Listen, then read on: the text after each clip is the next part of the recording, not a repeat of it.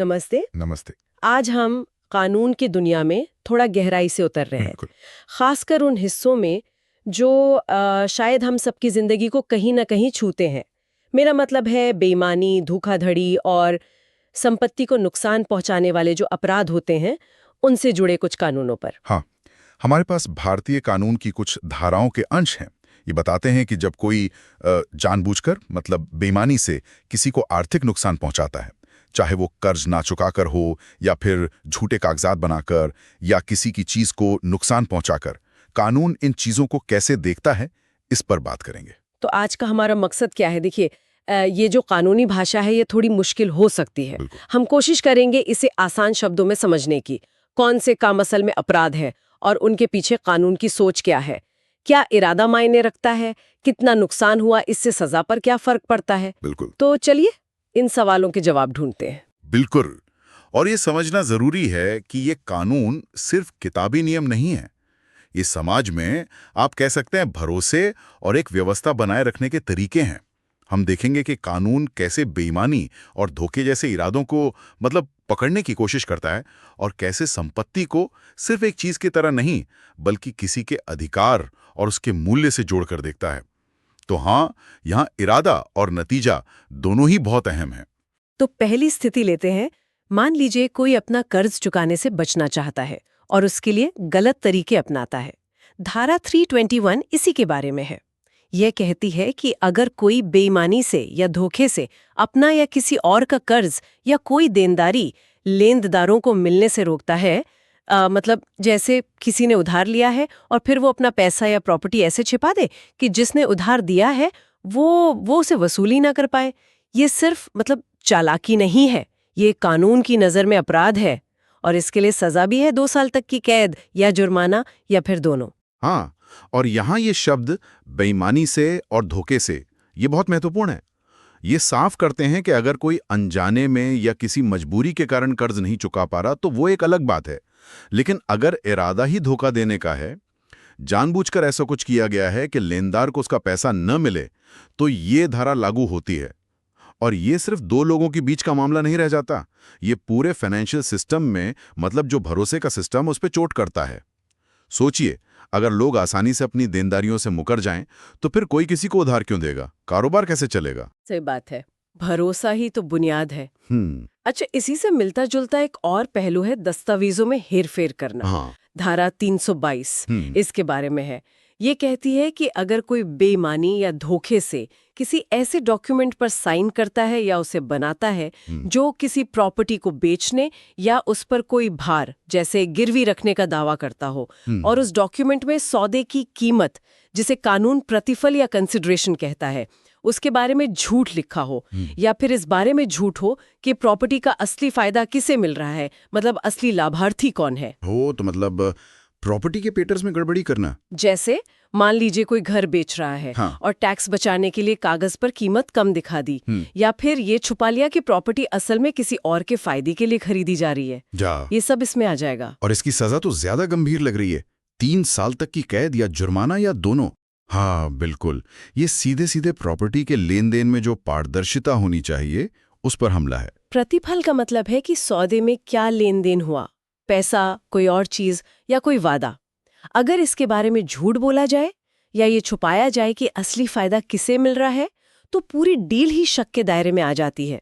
आप सोचिए, अगर कोई जमीन खरीदे और बाद में पता चले कि कागजों में कीमत गलत थी या बेचने वाले का इरादा कुछ और था, कितनी दिक्कतें हो सकती हैं। तो ये कानून ऐसी धोखाधड़ी को रोकने के लिए ही बनाया गया है। हाँ बिल्कुल, वरना तो भविष्य में कितने विवाद खड़े हो सकते हैं। अच्छा, अब एक और मिलती जुलती धारा है 323। ये भी संपत्ति को गलत तरीके से हटाने या छिपाने से जुड़ी है या फिर किसी दावे को छोड़ देने से। मतलब अगर कोई अपनी या किसी और की प्रॉपर्टी को बेईमानी या धोखे से छिपाता है, हटा देता है या इसमें किसी की मदद करता है, हाँ। या फिर कोई जानबूझकर अपना कोई कानूनी हक या दावा जिसका वो हकदार है उसे छोड़ देता है, सिर्फ इसलिए ताकि वो चीज या पैसा किसी और के जैसे लेनदार के हाथ न लगे। ये सुनने में थोड़ा धारा 321 जैसा ही लग रहा है, कर्ज चुकाने से बचने वाला मामला। लेकिन इसमें शायद संपत्ति को फिजिकली मतलब भौतिक रूप से छिपाने या हटाने पर ज्यादा जोर है, जैसे किसी की कार लोन पर है और लोन न चुकाना पड़े इसलिए उसे कहीं गायब कर दिया, या किसी को किसी से पैसा लेना था पर उसने वो दावा ही छोड़ दिया ताकि वो पैसा उसके अपने लेनदारों को न चुकाना पड़े। इसकी सजा भी वही है, 3 साल तक की कैद या जुर्माना या दोनों। माँ, आप सही कह रही हैं, दोनों का मकसद अक्सर लेनदारों को नुकसान पहुंचाना ही होता है। धारा 321 ज्यादातर कर्ज या देनदारी को उपलब्ध ना होने देने पर फोकस करती है, मतलब लेनदार उस तक पहुंच ना पाए। जबकि धारा 323 सीधे सीधे एक्शन पर है, संपत्ति को हटाना, छिपाना या किसी अधिकार को छोड़ देना।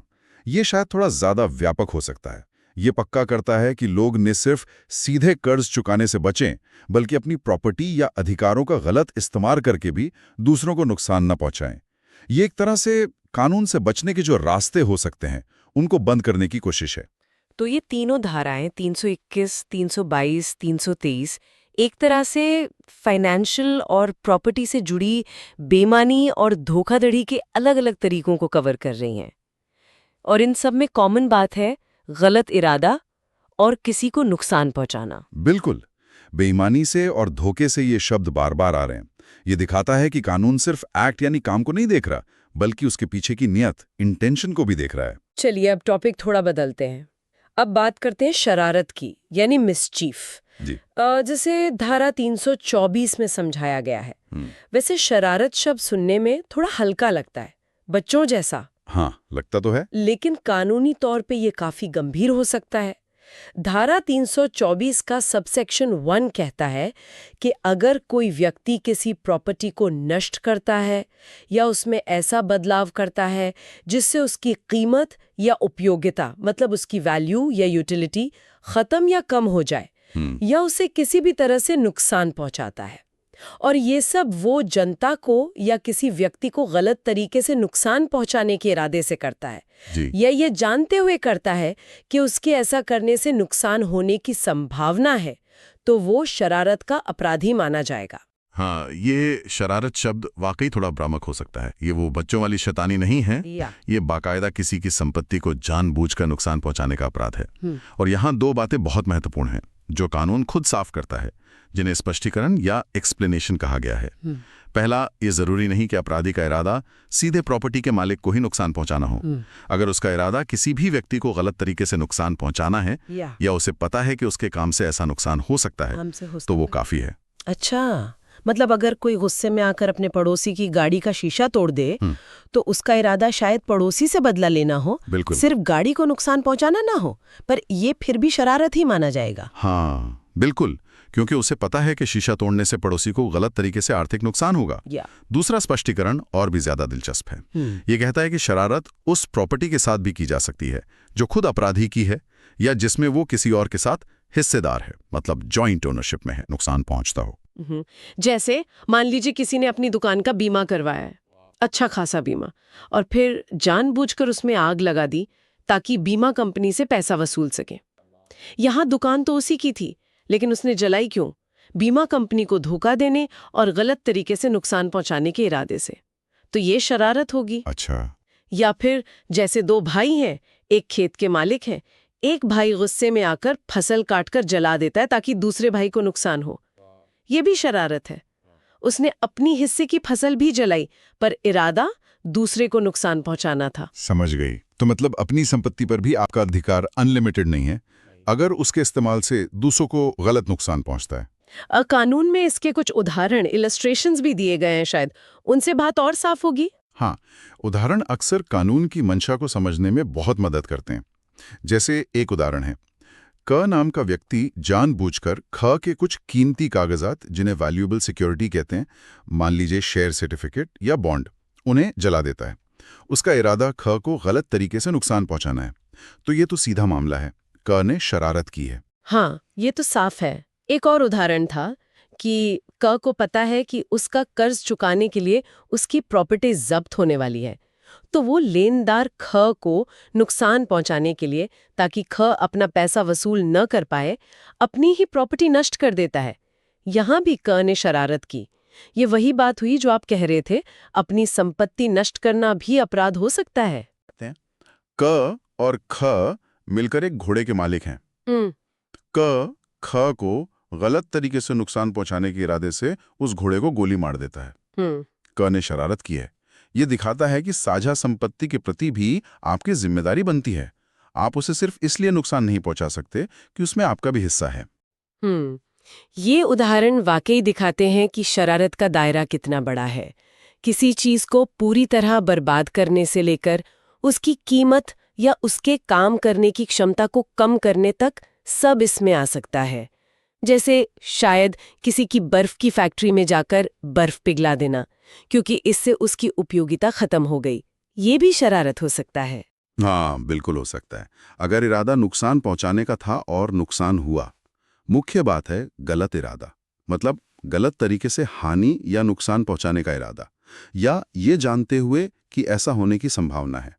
और दूसरा है नतीजा, संपत्ति का विनाश या उसकी कीमत या उपयोगिता में कमी या कोई और हानिकारक प्रभाव। कानून सिर्फ फिजिकल डैमेज नहीं देखता, वो इकोनॉमिक लॉस या यूटिलिटी लॉस को भी गंभीरता से लेता है। और धारा 324 में शरारत के लिए सजा भी अलग-अलग बताई गई है। ये नुकसान की गंभीरता पर निर्भर करती है ना? ये थोड़ी डिटेल्ड है, पर इसका सार समझना जरूरी लगता है। हाँ, सजा का ये जो बढ़ता हुआ क्रम है, ये दिखाता है कि कानून नुकसान के पैमाने को, मतलब स्केल को महत्व देता है। क्या आप संक्षेप में बता सकती हैं कि ये सजा कैसे अलग-अलग होती है? जरूर। एक ये मूल रूप से अगर कोई सामान्य शरारत है, छोटी मोटे, तो सजा 6 महीने तक की कैद या जुर्माना या दोनों है। ये उपधारा 2 में है। लेकिन अगर शरारत सरकारी संपत्ति या किसी लोकल अथॉरिटी जैसे नगर निगम वगैरह की संपत्ति के साथ की जाए, तो सजा बढ़कर 1 साल तक हो जाती है। ये उपधारा 3 में है। हाँ। शायद इसलिए कि पब्लिक प्रॉपर्टी का नुकसान ज्यादा लोगों को प्रभावित करता है। हाँ, ये तर्कसंगत लगता है। सार्वजनिक संपत्ति मतलब हम सब की संपत्ति, उसे नुकसान पहुंचाना एक तरह से पूरे समाज को नुकसान पहुंचाना है। फिर आता है नुकसान की रकम का मामला। अगर शरारत से 20,000 रुपए से ज्यादा लेकिन 1 लाख रुपए से कम का नुकसान होता है, तो सजा 2 साल तक की कैद या जुर्माना या दोनों हो सकती है। ये उपधारा 4 है। और अगर नुकसान बड़ा है, मतलब 1 लाख रुपए या उससे ज्यादा का, तो सजा और भी कड़ी हो जाती है। 5 साल तक की कैद या जुर्माना या दोनों। ये उपधारा 5 में है। तो यहाँ कानून सीधे सीधे आर्थिक नुकसान का जो पैमाना है उसको सजा से जोड़ रहा है। ये प्रोपोर्शनैलिटी का सिद्धांत है, मतलब अनुपातिकता। जितना बड़ा नुकसान उतनी बड़ी सजा। और एक स्थिति है जो इसे और भी गंभीर बना देती है, वो है उपधारा 6। ये कहती है कि अगर शरारत करते समय अपराधी ने किसी को मारने या चोट पहुंचाने या गलत तरीके से रोकने की तैयारी की हो या फिर इनका डर पैदा करने की तैयारी की हो, तो सजा 5 साल तक की कैद और जुर्माना भी है। मतलब यहाँ जुर्माना वैकल्पिक नहीं, जरूरी है। तो अगर कोई किसी का घर तोड़ने गया और साथ में हथियार लेके गया ताकि अगर कोई रोके तो उसे डरा सके या चोट पहुंचा सके, तो ये ज्यादा संगीन अपराध माना जाएगा। हाँ, ये बहुत महत्वपूर्ण बिंदु है। यहाँ कानून सिर्फ प्रॉपर्टी के नुकसान को नहीं देख रहा, वो उसके साथ जुड़ी हिंसा की संभावना या तैयारी को भी देख रहा है। ये दिखाता है कि अपराध करने का तरीका कितना खतरनाक था, अपराधी का इरादा कितना गंभीर था। ये अपराध को सिर्फ संपत्ति के खिलाफ नहीं बल्कि व्यक्ति की सुरक्षा के खिलाफ भी बना देता है। सजा का इस तरह बढ़ना ये दर्शाता है कि कानून न केवल हुए नुकसान को देखता है बल्कि समाज के लिए जो खतरा पैदा हुआ उसे भी आंकता है। हाँ, ये वाकई अपराध की गंभीरता को कई पैमानों पर तौलता है। नुकसान की रकम, संपत्ति किसकी है, पब्लिक या प्राइवेट, और क्या हिंसा की तैयारी थी। अब आखिर में एक और धारा है जो खास तौर पर जानवरों के खिलाफ शरारत की बात करती है। धारा 325 ये कहती है कि अगर कोई किसी जानवर को मारकर या जहर देकर या अपंग करके, मतलब उसे लंगड़ा लोड़ा बनाकर, या उसे किसी काम का ना रखकर, मतलब बेकार बनाकर शरारत करता है, तो उसे सजा हो सकती है। अच्छा, जानवरों के लिए अलग से प्रावधान है। और इसकी सजा कितनी है? इसकी सजा भी काफी गंभीर है। 5 साल तक की कैद या जुर्माना या दोनों। 5 साल तक, ये तो उतनी ही सजा है जितनी 1 लाख रुपए से ज्यादा की प्रॉपर्टी को नुकसान पहुंचाने पर थी, धारा 324 के 5 के तहत। ये वाकई दिलचस्प है। ये क्या दिखाता है? ये दिखाता है कि कानून जानवरों को सिर्फ किसी की चल संपत्ति या प्रॉपर्टी नहीं मान रहा, उन्हें जीवित प्राणी के रूप में महत्व दे रहा है, जिनके प्रति क्रूरता करना एक गंभीर अपराध है। ये कानून की एक आप कह सकते हैं मानवीय दृष्टि को दर्शाता है, जो सिर्फ आर्थिक मूल्यों से परे जाकर जीवन के मूल्य को भी पहचानता है। बिल्कुल, ये एक बहुत अहम संदेश देता है। तो आज हमने कई महत्वपूर्ण कानूनी नियमों को छुआ। हमने देखा कि कैसे बेईमानी से कर्ज चुकाने से बचना, धारा 321, प्रॉपर्टी के झूठे कागजात बनाना, धारा 322, या प्रॉपर्टी छिपाना या अपना दावा छोड़ देना, धारा 323, ये सब कानून की नज़र में गलत है। और फिर हमने शरारत यानी धारा 324 के विभिन्न रूपों को समझा। कैसे प्रॉपर्टी को नुकसान पहुंचाना अपराध है, कैसे नुकसान की गंभीरता और हिंसा की तैयारी सजा को प्रभावित करती है, और कैसे जानवरों को नुकसान पहुंचाना, धारा 325, भी एक गंभीर अपराध माना जाता है। हाँ, और इन सभी कानूनों में जो एक कॉमन धागा है वो ये है, जानबूझकर किया गया गलत काम जिससे किसी और को नुकसान पहुंचे। कानून बार बार बेईमानी से, धोखे से, गलत तरीके से नुकसान पहुंचाने के इरादे से जैसे शब्दों का इस्तेमाल करता है। इससे ये साफ है कि सिर्फ नुकसान हो जाना काफी नहीं है, नुकसान पहुंचाने वाले का इरादा, उसकी नीयत बहुत मायने रखती है। कानून ये समझने की कोशिश करता है कि क्या ये एक दुर्घटना थी या जानबूझकर की गई धोखाधड़ी या क्षति थी। और इन कानूनों को समझना हमें सिर्फ ये नहीं बताता कि क्या गलत है, बल्कि ये भी याद दिलाता है कि हमारा समाज कैसे आपसी भरोसे, ईमानदारी और दूसरों के अधिकारों के सम्मान पर चलता है, चाहे वो पैसों का लेन देन हो, प्रॉपर्टी का सौदा हो या बस किसी और की चीज का ध्यान रखना हो। बिल्कुल।